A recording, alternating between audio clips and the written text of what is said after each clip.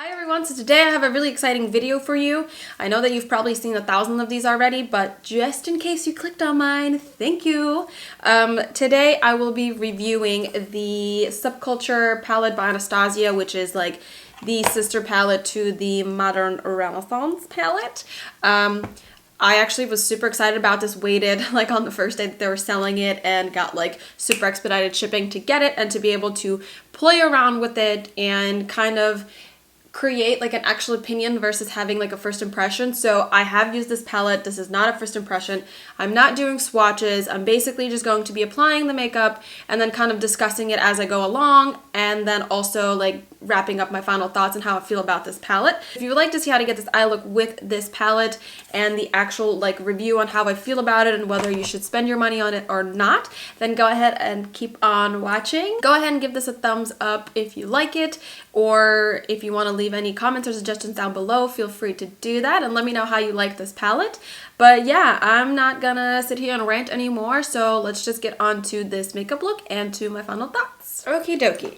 So today what I'll be doing is turning this eye into this eye. Obviously, as mentioned in the intro, I will be using the Subculture palette and kind of giving you my thoughts as I go along. This is not a first impression. I have used this palette before. I've tried a lot of the colors out and I kind of have developed my own opinion on this. So I'm just gonna go and start working on this eye right here.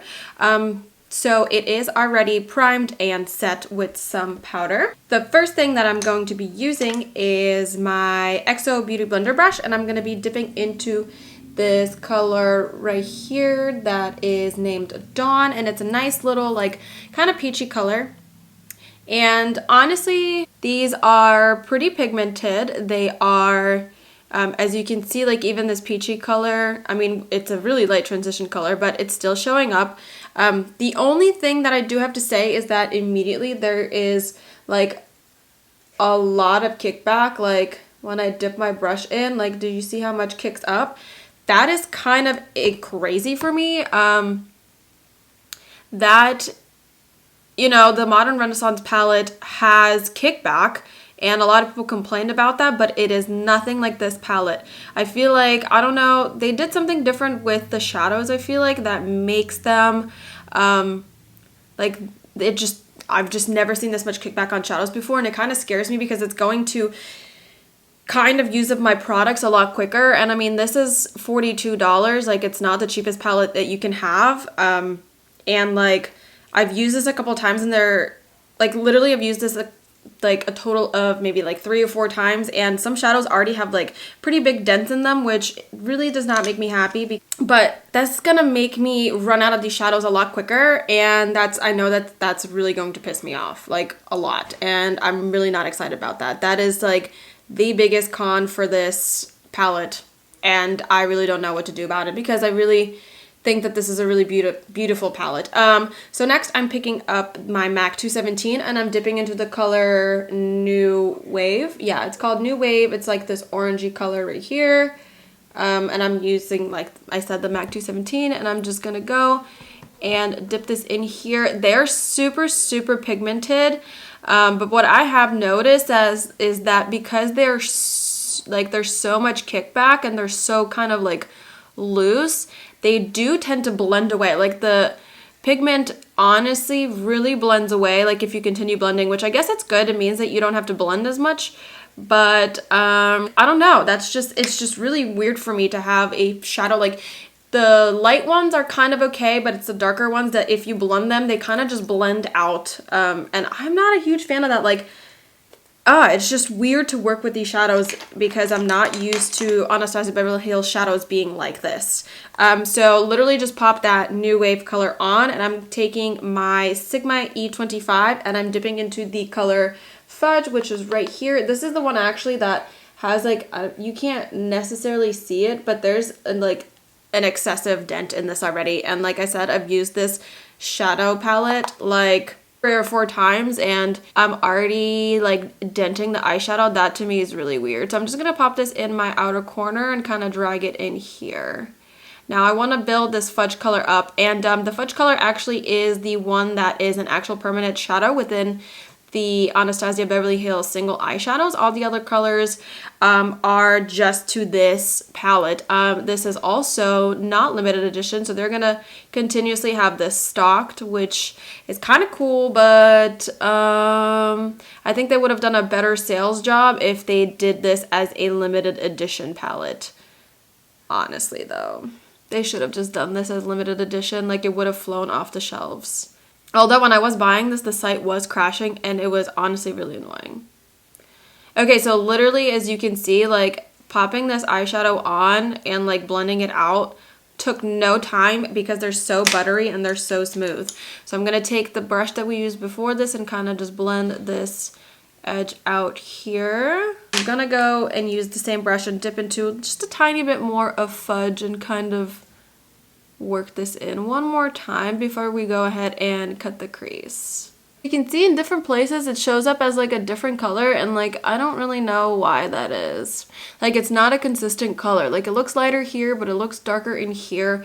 Like, I guess it just changes colors as it mixes with other stuff. I don't know, man. So I'm going to take my Age Rewind concealer and a little concealer brush and just dip into this product and go ahead and cut the crease. In other videos, I've done this like a million times. I go slightly above my crease, but not like anything crazy. And then I kind of usually go to about this far over on my eye. And once I have that, I'm actually going to go and set this with my face powder, because I don't know, I just have been doing that. So I'm taking a big fluffy brush and just kind of dusting this on top just to set that concealer. Next, I'm picking up my MAC 239 and I'm going back into New Wave and I'm putting this all over like this part, kind of like the two-thirds of my eye up into the middle, and just depositing as much pigment of this as I can, because when I put the other colors down, the pigments kind of brush off a little bit, so you want to make this as pigmented as you can. And see how like this eye and this eye, like the oranges are very two different like opacities, and that's what I mean. Like, this kind of just blends away a little bit when you put other colors down. And then I'm picking up my MAC 242 and I'm dipping into this color right here, which is called Edge. And then I'm just going to sweep this in this inner corner.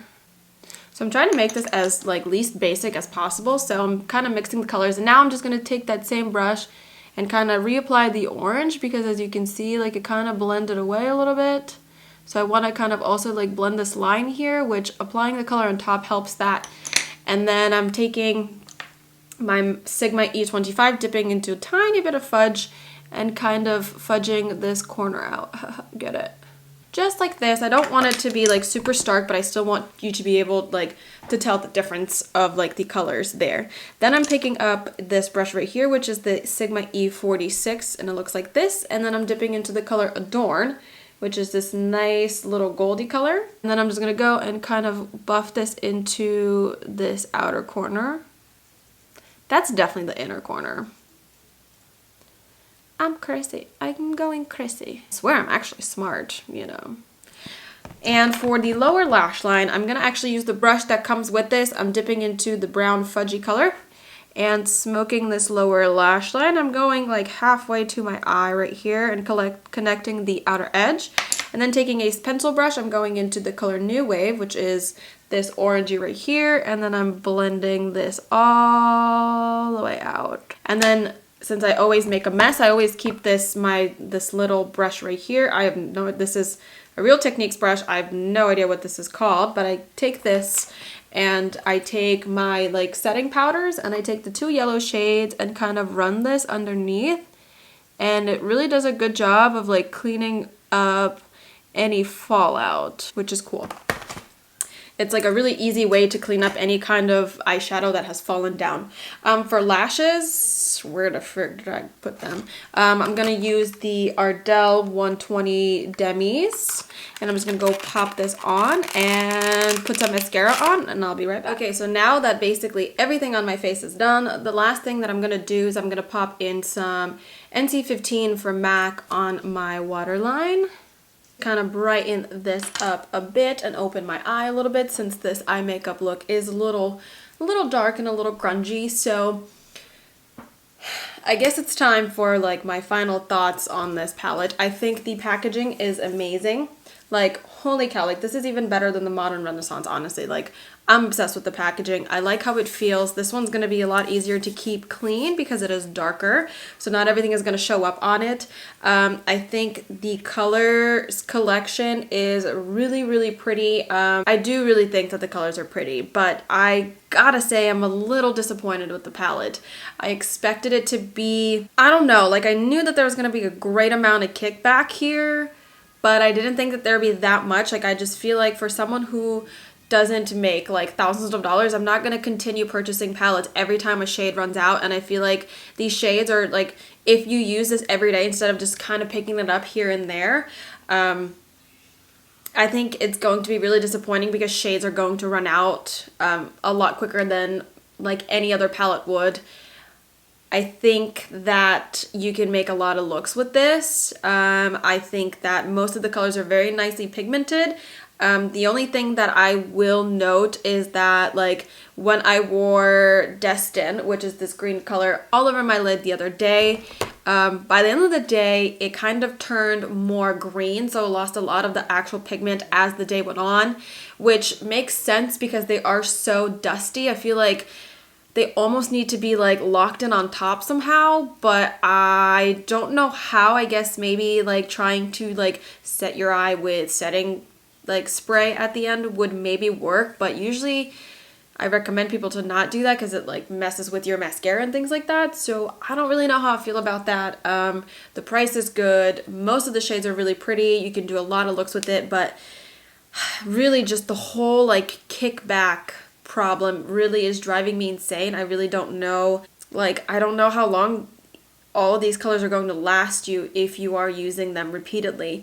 I really wanted to be completely obsessed with this palette, which I am in a certain way, but the fear of running out of these pigments really throws me off and makes me not as excited as I was about it beforehand. So I guess like I would rate this like a 7 out of 10 just because of that. And I honestly think that I have like pretty much every single color in here, maybe besides like this electric color, which is really like my least favorite in here anyway. So I don't think that they made something that's like very unique. I think the way that they combine these colors in the palette almost seems like they don't fit together, but you can really create a lot of look. I actually am really happy about the way that this came out. No, like I just feel like if you're not a crazy like makeup addict or junkie, like this is probably not going to be your most versatile palette. This is not going to be a palette that's going to last you forever. Kind of disappointed, not as excited as I thought I would be, which is really, really sad. And I really don't like making videos like this, especially about things that I was super, super excited about, but